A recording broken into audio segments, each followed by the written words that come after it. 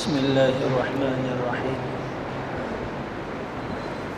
أمن خلق السماوات والأرض وأنزل لكم من السماء ماء صدق الله وصدق رسوله النبي الكريم اللهم صل على محمد النبي الأمي وعلى آله وسلم تسليما۔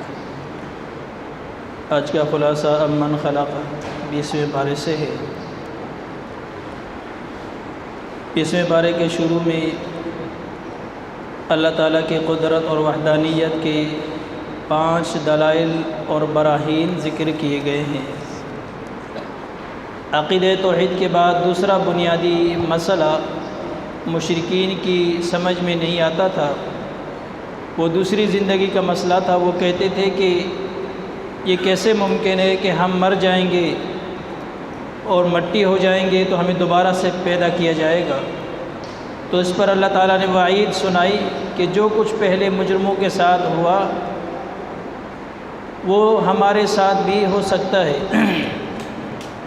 فرمایا کہ جو پہلے مجرمین کے ساتھ ہوا ہے وہ تمہارے ساتھ بھی ہو سکتا ہے، زمین میں چل کر دیکھ لو ان کے ساتھ کیا ہوا ہے۔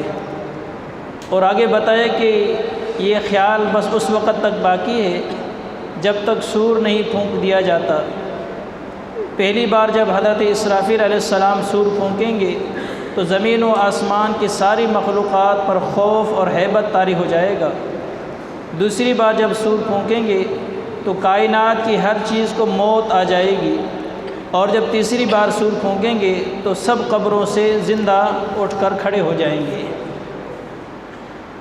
آگے سورۃ القصص شروع ہوتی ہے۔ سورہ قصص ترتیب میں 28ویں نمبر پر، نزول کے اعتبار سے 49 نمبر پر سورہ قصص مکی صورت ہے۔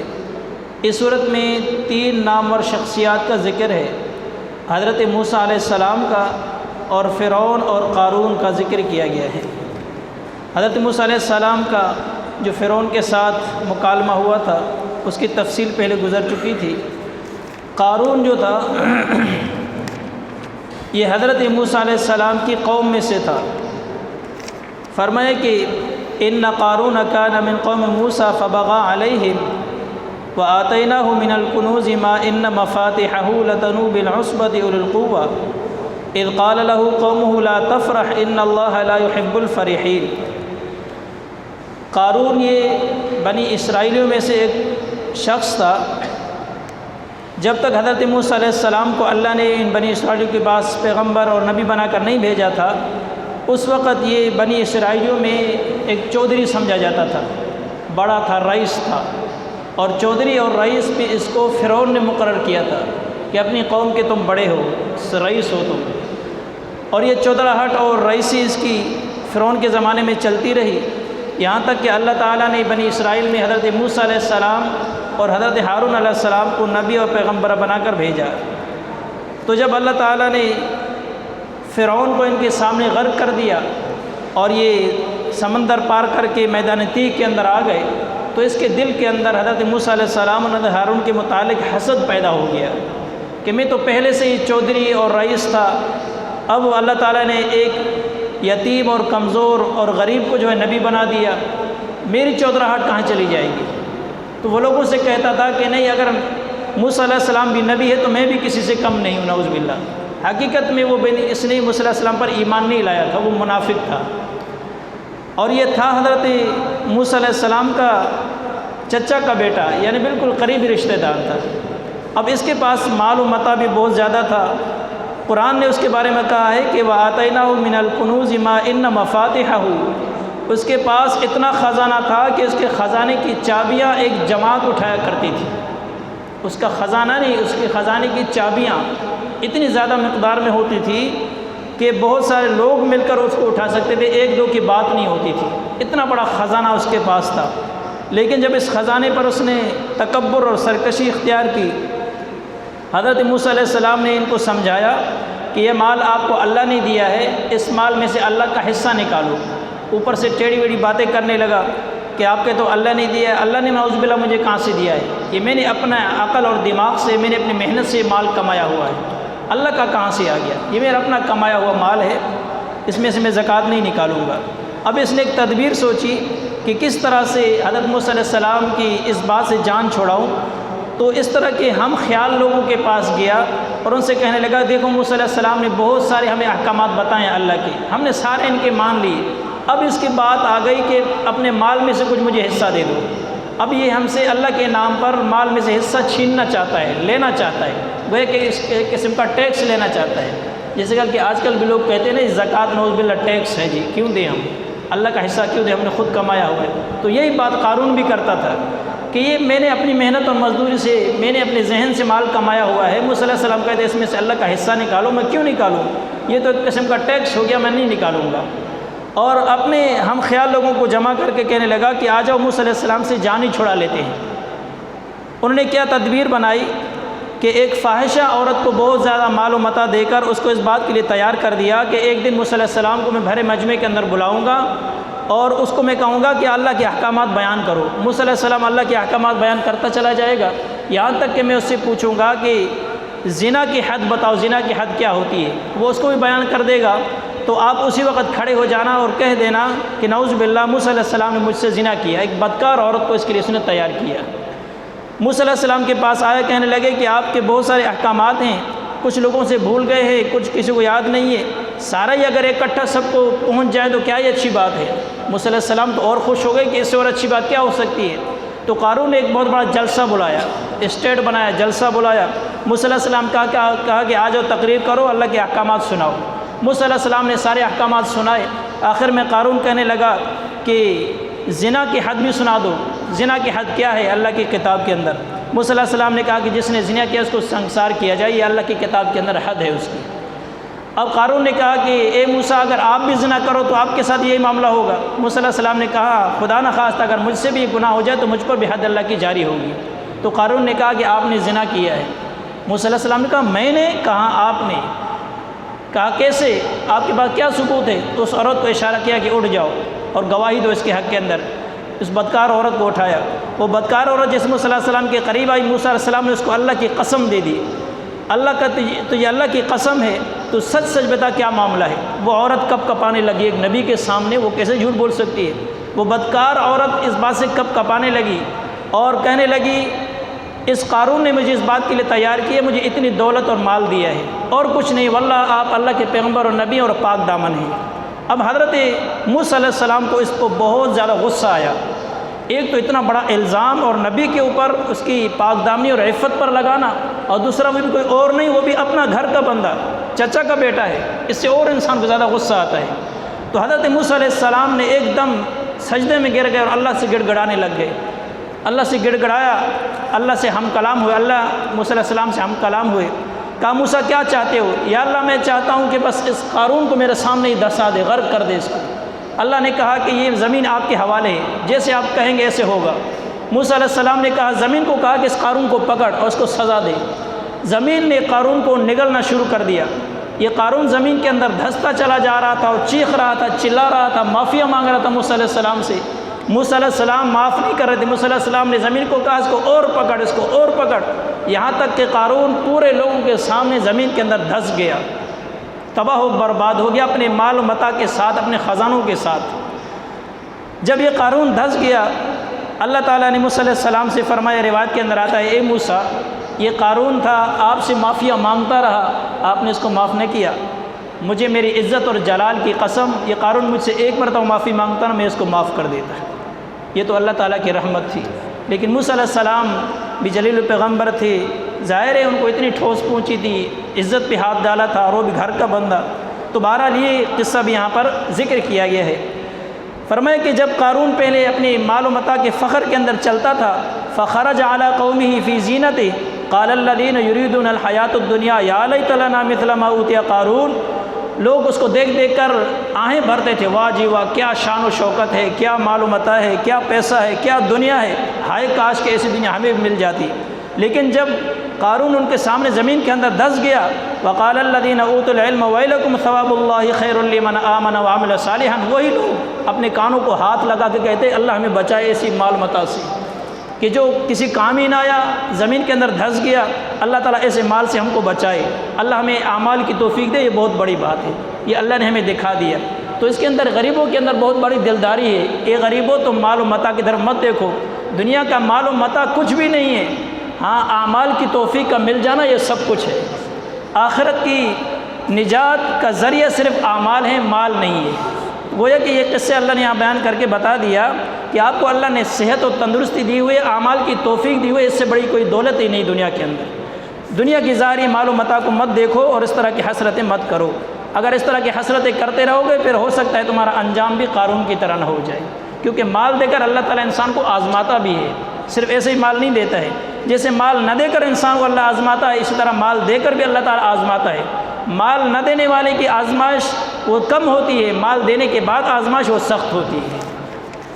آگے سورۃ العنکبوت شروع ہوتی ہے۔ سورہ عنکبوت ترتیب میں 29 نمبر پر، نزول کے اعتبار سے 85 نمبر پر سورہ عنکبوت مکی صورت ہے۔ اس صورت میں مکڑی کا ذکر آیا ہے، اس لیے اس صورت کو مکڑی والی صورت کہا جاتا ہے۔ اس صورت کا موضوع سنت ابتلا ہے، یعنی اس زندگی میں آزمائش ضرور آئے گی، تو اس لیے ان کو سمجھانے کے لیے فرمایا کہ ایمان والوں کو آزمائش اللہ تعالیٰ کی سنت اور دستور ہے، تاکہ سچے اور جھوٹے، مومن اور منافق میں فرق کیا جائے۔ یعنی بعض لوگ بڑے بڑے حوادثات کے سامنے استقامت دکھاتے ہیں اور بعض دنیاوی تکالیف سے بچنے کے لیے ایک دم سے اسلام سے پھر جاتے ہیں، مرتد ہو جاتے ہیں۔ چنانچہ ارشاد ہوتا ہے کہ بعض لوگ ایسے ہیں جو کہتے ہیں کہ ہم اللہ پر ایمان لائے ہیں اور ہم مومن ہیں، جب اللہ تعالیٰ انہیں اپنی راہ میں آزماتا ہے تو وہ لوگوں کی ایذا کو سوچتے ہیں، سمجھتے ہیں جیسے اللہ کا عذاب، اور اعمال سے دور ہو جاتے ہیں۔ اور فرمایا ایمان والوں میں سب سے زیادہ آزمائش نبیوں پر آتی ہے، اس لیے آگے حضرت نوح علیہ السلام، حضرت ابراہیم، حضرت موسیٰ، حضرت ہارون علیہ السلام کے قصے ذکر کیے گئے ہیں، تاکہ ایمان والے جان لیں کہ اہل حق پر آزمائش آتی ہے، لیکن یہ آزمائش دائمی نہیں ہوتی ہے، تھوڑی سی گھڑیوں کے لیے ہوتی ہے، تھوڑے سے وقت کے لیے ہوتی ہے۔ آگے فرمائے کہ مشرکین جن کو یہ اپنا الہ مانتے ہیں، ان کی تو مثال مکڑی کے جالے کی طرح ہے، جیسے ان کا حال بہت کمزور ہوتا ہے، نہ یہ مکڑی کا جالا اپنی مکڑی کو سردی سے بچا سکتا ہے، اور نہ گرمی سے، اور نہ ہواؤں کے مقابلے سے۔ فرمایا کہ یوں ہی مشرکین کے بت بھی بہت کمزور ہیں، انہیں نہ تو کوئی نقصان پہنچا سکتے ہیں اور نہ ہی کوئی فائدہ پہنچا سکتے ہیں۔ تو شیطان نے مسلمانوں کے لیے بہت سارے جال ڈالے ہوئے ہیں دنیا کے اندر، شرک کی جال، بدعت کی، رسم و رواج کی، زنا، شراب، جوا، سود، چوری، ڈاکہ، غیبت، بغض، حسد، فرائض و واجبات کا ترک، کینہ، جھوٹ، جادو، سحر، دکھاوا، دھوکہ، والدین کی نافرمانی، ٹی وی، موسیقی، بدنظری، ریا، کھیل کود، ظلم و فحاشی، بے حیائی، عریانی، تکبر، مال کی محبت، قتل کرنا، گالی دینا، خیانت کرنا۔ تو شیطان نے روزانہ کی بنیاد پر بہت سارے لوگوں کو اس جال کے اندر پھنسا کے رکھتا ہے۔ یہ تو شیطان کی جالیں ہیں ساری نا، ہم میں سے بہت سارے لوگ اس کا شکار ہو جاتے ہیں، ان جالوں کے اندر پھنس جاتے ہیں۔ فرمایا کہ جو شیطان کی جالوں سے بچ گیا وہی شخص کامیاب ہے۔ مثل الذین اتخذوا من دون اللہ اولیاء کمثل العنکبوت اتخذت بیتا وان اوہن البیوت لبیت العنکبوت لو کانوا یعلمون۔ آگے اتل ما اوحی الیک من الکتاب واقم الصلاۃ ان الصلاۃ تنہی عن الفحشاء والمنکر ولذکر اللہ اکبر۔ ان آیات میں کتاب اللہ کی تلاوت اور نماز کی پابندی کا حکم دیا گیا ہے، اور نماز کا فائدہ یہ بتایا ہے کہ یہ بے حیائی اور بری باتوں سے روکتی ہے۔ نماز میں 3 صفات ہونی چاہیے: اخلاص، خشیت اور ذکر اللہ۔ آج ہماری نماز مسجد تک صرف محدود رہ گئی ہے۔ کیا یہ حقیقت نہیں ہے کہ ہم میں سے بے شمار لوگ ایسے ہیں جو نماز بھی پڑھتے ہیں، جھوٹ بھی بولتے ہیں، وعدہ خلافی بھی کرتے ہیں، ظلم بھی کرتے ہیں، بے پردگی، بدنظری، فحاشی میں بھی ملوث ہوتے ہیں؟ ان کی گھر کی یا بازار کی یا دکان کی زندگی دیکھ کر یہ پتہ ہی نہیں چلتا ہے کہ وہ بھی نمازی ہیں۔ اس کی وجہ کیا ہے کہ وہ نماز اور اس کے اثرات کو صرف مسجد تک محدود رکھتے ہیں، اور انہی انفرادی اور معاشرتی، اجتماعی، تجارتی، اخلاقی زندگی کو نماز سے بالکل الگ تھلگ رکھتے ہیں۔ مسجد میں آ گئے، نماز پڑھنے کے لیے بڑے اچھے بن گئے، نیک بن گئے، مسجد سے نکلنے کے بعد ہم سمجھتے ہیں کہ ہمارا تعلق ہی اللہ سے ختم ہو گیا ہے، گویا کہ مسجد میں اللہ ہم کو دیکھ رہا تھا، مسجد سے نکلنے کے بعد نعوذ باللہ اللہ ہمیں دیکھ ہی نہیں رہا ہے۔ اللہ کا دل سے خوف اور ڈر انسان کا نکل جاتا ہے، یہی وجہ ہے پھر انسان گناہوں کے اندر ملوث ہوتا ہے۔ آگے سورۃ الروم شروع ہوتی ہے۔ سورہ روم ترتیب میں 30ویں نمبر پر، نزول کے اعتبار سے 84 نمبر پر سورہ روم مکی صورت ہے۔ اس صورت کی ابتدا میں ایک پیشن گوئی ذکر کی گئی ہے۔ آگے پھر دو انسانوں، دو جماعتوں کی مثال دی گئی ہے۔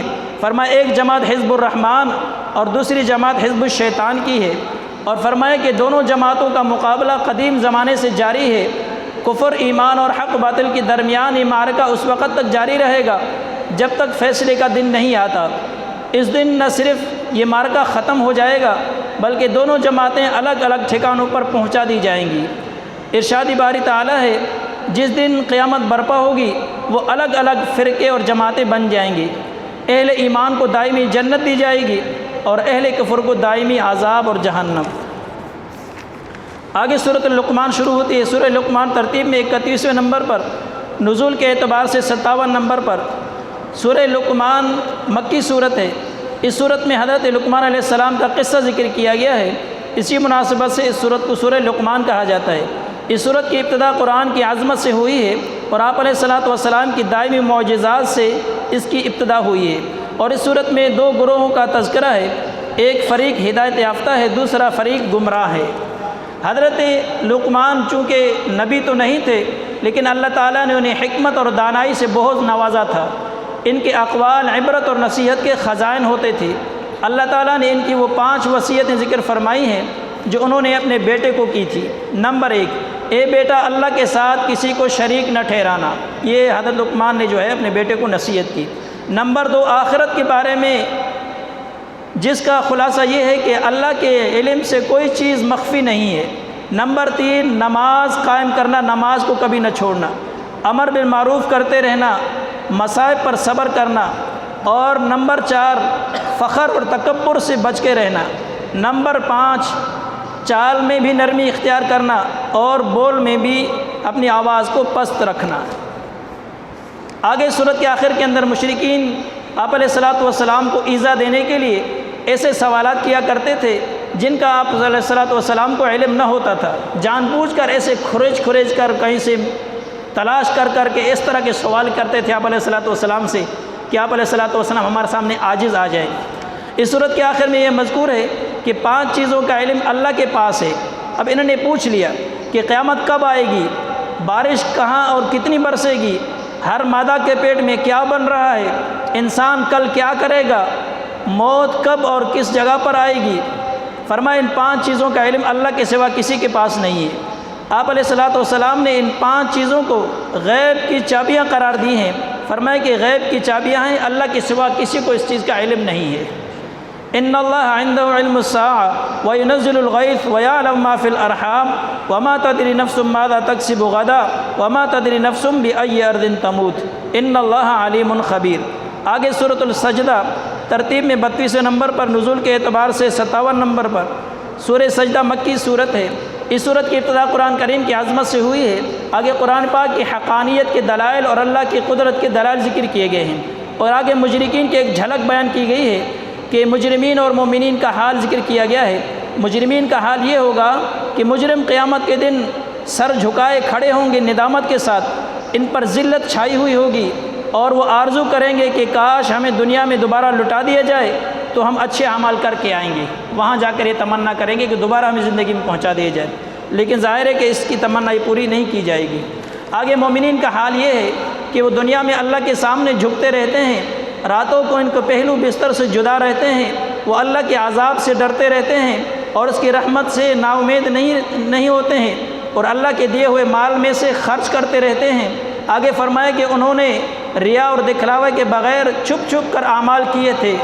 اللہ نے بھی ان کے لیے جنت میں ایسی نعمتیں چھپا کر رکھی ہیں جو نہ کسی نے دیکھی ہیں، نہ کسی نے سنی ہے، نہ کسی کے وہم گمان میں بھی گزری ہیں۔ چونکہ مومن کے اعمال بھی چھپے ہوئے ہوتے ہیں تو اللہ نے فرمایا ان کے لیے میں نے نعمتیں بھی ایسی چھپا کر رکھی ہیں جنت کے اندر۔ آگے سورۃ الاحزاب ترتیب میں 33ویں نمبر پر، نزول کے اعتبار سے 90 نمبر پر۔ سورہ احزاب مدنی صورت ہے۔ اس صورت میں غزوہ احزاب کا ذکر ہے، اسی مناسبت سے اس صورت کو سورہ احزاب کہا جاتا ہے۔ اس صورت میں 3 موضوعات سے بحث کی گئی ہے، اجتماعی آداب، شرعی احکام اور بعض غزوات کا بیان ہے۔ اللہ تعالیٰ ان باتوں پر عمل کی توفیق عطا فرمائے۔ الحمدللہ۔